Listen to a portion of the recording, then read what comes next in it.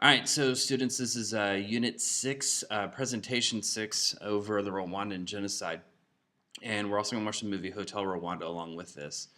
And really the big question here as we go through this part is, what is the U.S. response to genocide? Like, how should the United States respond to genocides around the world? What is our responsibility in stopping them? So we'll look at Rwanda first and then get more in depth into that question, of course, after watching the movie. You'll have a better idea. All right, so going back to Rwanda, looking at the background of this country, it's a tiny country in Central Africa. And there's two main ethnic groups in the region, and really these were created by the Belgians, which we'll get into here in a little bit. These two ethnic groups are the Hutus and the Tutsis. And before Belgians came in and created this division between the two, basically they lived in peace and harmony together. So there wasn't really much tension or anything like that. They lived peacefully together, they intermarried, things like that, and got along. And then as far as the Hutus go, kind of their background and the breakdown between these two ethnic groups. Hutus make up majority of the country, about 80%. They came from southern Africa into the country and found themselves really as low-level workers. So laborers, farmers, things of that extent weren't allowed to move up in society whatsoever and get better jobs or a better education or anything of that sort. And so oppressed, especially by the Belgians through the use of the Tutsis. And then the Tutsis, they're the minority, so 20% of the population came from northern Africa. So a lot of times they said like around Egypt into Rwanda, and they were the upper class, so the cattle herders, the landowners, things like that. And so the Hutus basically had to work for the Tutsis. In a lot of ways, really have been enslaved by them. And we talked about earlier before how slavery in Africa has been there for pretty much ever. Africans have enslaved other Africans and used them as their servants. And so the Hutus, as you can see, and this is the main thing, is getting this oppression from early on. So for a long time, the Hutus are being oppressed by the Tutsis, creating this anger and tension that's going to lead to this genocide in the 90s. All right, so as far as background and culture with these two ethnicities, as far as delineating any other differences between them, there's not a whole lot. They speak the same language, so that doesn't separate them. Same religion for the most part. Living spaces, it wasn't like segregation in the United States, pre-civil rights, where people were living separate from one another. They were living together in the same neighborhoods, like I said, intermarrying, as you'll see in the movie Hotel Rwanda. You have a Hutu that's married to a Tutsi. And so, of course, you're going to have mixed children then, are they going to be a Hutu or they're a Tutsi, stuff like that. And then, of course, like I said, they lived in relative peace as well. And then you get to more of the background. So we go back to early 1900s after World War I. Belgium, with French support, is able to get control of the country. And we talked about how they use local elites to control the country. So they put the Tutsis in control of the Hutus during this time. And so remember how that's going to put the anger of the Hutus. The Hutu anger and frustration is going to be at the Tutsis and not the Belgians behind it, even though it's the Belgians that are creating this entire mess. And so all that anger and hostility is going to be pointed right at the Tutsis this entire time. And then you did have some Tutsis, though, that weren't necessarily upper class, so they did rule over the commoner class for the Tutsis as well. And then they pretty much took over the entire country for the most part.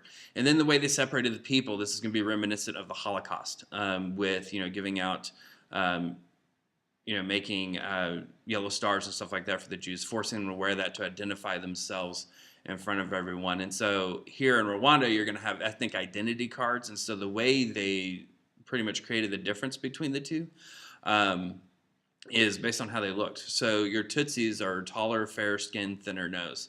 Your Hutus, generally speaking, were shorter, darker skin, had a wider nose. And so they literally measured their noses. And so you can see photos from Rwanda where they had a ruler measuring the width of the nose and deciding if they were a Hutu or a Tutsi and things of that sort. So they'd separate them that way, give them an ethnic identity card with their photo and information about them. Education was only available to the Tutsis because, again, that's how you keep control of a group of people, is to keep them uneducated. The more uneducated a group is, the easier it is to control them for the most part. So the Hutus, of course, again, are just hard laborers. They have no future. They have no way of moving forward out of that life.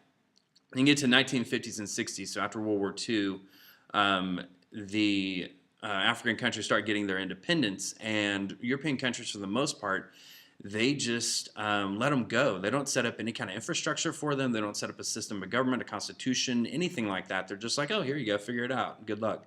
And so, of course, that's going to lead to violence at that time because groups are going to be vying for power, trying to fight to take over what is there. So 1962, Rwanda gets its independence from Belgium.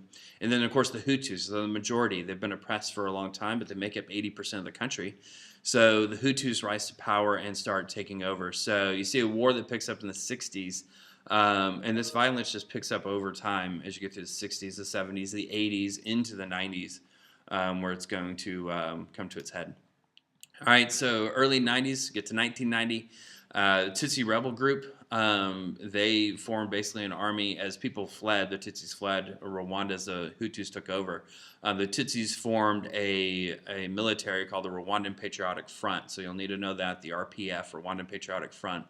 And they move in to try to come back into Rwanda. And you have the Rwandan army, of course, fighting them. Rwandan army is backed up by the government. And they're supported by the French, so they're supplied by the French throughout this war. And at this point, at first, the Hutus win, the Rwandan army win the war, but at this point, they had a president that was looking for peace, basically, that was willing to compromise. The president was a Hutu, Habyarimana, and he set up a compromise between the two groups. So in 1993, he signed the Arusha Accords. The UN goes in to help back up this peace. And they sent about 2,500 troops into Rwanda, and these troops are not allowed to shoot. So, and this is just kind of the story of the United Nations. They really don't have much power, really. They go in there to keep the peace, but they can't shoot. So if they're shot at, all they can do is, please stop. So it's really kind of pointless. So they go in. Everything's looking good, but then you get to where the genocide starts. The Hutu president is assassinated. His plane is shot down on April 6, 1994, and that starts the genocide. And he's shot down most likely by an extremist Hutu that's trying to instigate the genocide. So you have an extremist Hutu that shoots down the plane, and then they can blame it on the Tutsis. And then that starts the genocide. And a lot of this was controlled through the radio waves. And so over the radio, which is, they pretty much everybody listened to it, they put the signal for the genocide through the radio, which was cut the tall trees down because the Tutsis are tall and skinny. And so with mainly the use of machetes, over the next 100 days, 800,000 Rwandans are killed, and most of them like hands-on with the machete, face-to-face. And so it's extremely brutal. So the Hutus go on their killing spree. The group that's doing the killing, the genocide, is called the Interahamwe. They're a paramilitary group, which is another way of like saying a militia. And so in this case, it's kind of like the Sudanese genocide in Darfur that we talked about yesterday, to where you have, of course, your main army supported by the government, the rebel army, you think Star Wars, and then you have your other group that is fighting independently of the two. And it's fighting against one side, but their goal, so the goal of the Interahamwe isn't to go after the soldiers, it's to go after men, women, and children and annihilate that particular group from the face of the world. So the whole idea is just to totally get rid of them. So that's what the Interahamwe does with use of mainly machetes. And then once that starts, that's when the RPF, Rwandan Patriotic Front, so remember that's the Tutsi rebels that have fled the country, they're now invading the country back. They start moving in again because they need to save their people. And so this genocide, like I said, killed about 800,000 people to 1 million people. The Interahamwe was made up of civilians, and that's who they go after. And this group really didn't, no one really controlled them. They were just completely out of control. And then the UN troops, and the story of the UN in this genocide is just pathetic, to put it nicely. The UN, at first, has 2,500 troops on the ground. And then they see this happen. Of course, they're not allowed to shoot, so they pull out. And then the UN sees this happening, and as the genocide picks up, they're like, oh, we need to go back. Well, now it's too late. You can't get anyone to actually send in troops because the UN, and this is key to know, the UN does not have their own troops. They don't have their own army. They basically borrow troops from countries, so they have to go to like the United States or England or something like that. They have to ask them for troops. And if countries don't provide the troops, then the UN can't do anything. So they were left with only a couple hundred troops from African nations. and really couldn't do anything to stop the genocide. Pretty much just had to watch it happen for the most part. And then the way we kept out of this was using the term acts of genocide. So if there's a genocide going on and we declare it as genocide, we have a moral obligation as a country, according to U.S. policy, to intervene and stop the genocide. But if we come up with a different term, then we don't have to do it. So we say acts of genocide, then it's not really genocide, so we don't have to step in and do anything. And this is what we used with this genocide. We kept saying, well, acts of genocide are occurring in Rwanda. And then, of course, the question is, well, how many acts of genocide does it take to make genocide? Like, is there some kind of mathematical equation for that? And really, it's just a bunch of political jargon. It was just a bunch of crap they were throwing out there that didn't make any sense whatsoever. I mean, you have, for example, and I'll show you all a video clip of this, but you have in Nyirabuye, a town in Rwanda, where 5,000 Tutsis are slaughtered, men, women, and children, and in a church, and left there to rot for over a month, bodies just laying out everywhere. That's an act of genocide. Well, then how many times does that have to happen before it's a genocide? And really, it was just us not wanting to do anything about it. And what it comes down to, and we've talked about this already some, is that there's not a resource in Rwanda or a lot of African countries that we need. So if that happened in the Middle East, bam, we're there because there's oil. We need it. Rwanda, there's nothing. Our country and most Western powers tend to not intervene in things if the only goal and the only thing you're going to get out of it is saving lives. We'll do a little bit, but we're not going to send our army in there. We're not going to go full force in to stop something just to save people, sadly. Now, later on, Bill Clinton did regret this quite a bit. He did say we could send in about 8,000 or 10,000 troops, and he estimated we could have saved about 500,000 lives with that amount of troops at that time. But remember, too, the main reason we didn't go in there was because of what happened in Mogadishu in Somalia just 6 months beforehand with Black Hawk Down. So, a lot of our Black Hawks were shot down. U.S. soldiers, their bodies were dragged through the streets of Mogadishu. Americans saw that on TV, and so the idea of going in and saving Africans again just was not high on our priority list at the time, and President Clinton didn't think that the U.S.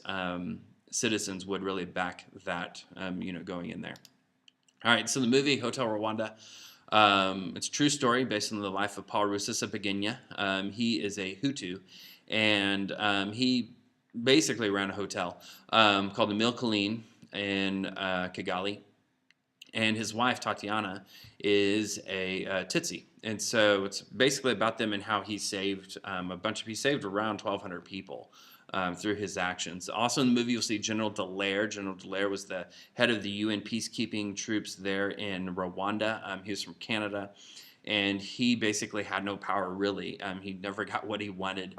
And after this genocide, he suffered a lot from depression. He attempted suicide several times, became an alcoholic because he felt a tremendous amount of guilt having to face a genocide and having no way of stopping it and just having to watch it.